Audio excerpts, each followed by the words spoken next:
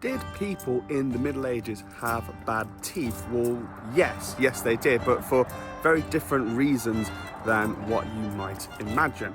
So it's a misnomer to say that people didn't brush their teeth. Back in the day, they absolutely did.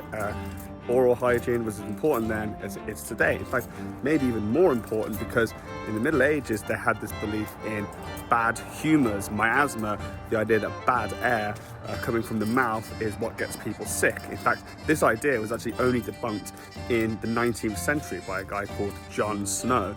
Not that one.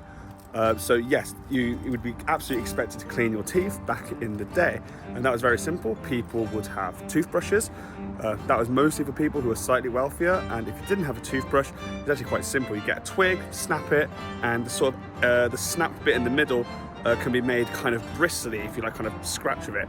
Sort of use that to sort of go at your teeth. So why do we have this perception then? Well, there's two reasons. Reason number one is from the early modern period. Once colonization started and Europeans went to the Americas, started to start discovering sugar, people back here in Britain started eating sugary sweet bits, sweet treats, and their teeth would go bad because they didn't know the correlation between sugar and rotting teeth. The best example of this is Elizabeth I, who was famous for having really stinky, horrible teeth. The second reason is really quite horrible. If you've never seen one of these before, this is called a quernstone, or also just a millstone, and this is how people would get their bread. You have two pieces. You have the bedstone here at the bottom and the runner stone at the top.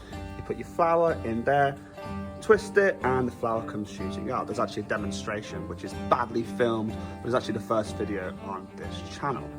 The problem with these quernstones is that you're not just grinding the flour. When you rub two pieces of stone against each other, you often get little particulates, little bits of microscopic gravel, or not even so microscopic. You'd have gravel going into your flour, which would be getting baked into your bread. So either it'd be very easy to chip your teeth if a big stone's in there, or maybe even worse, after years and years of eating bread, which is part mixed with gravel, slowly, over time, the teeth start to get sanded down.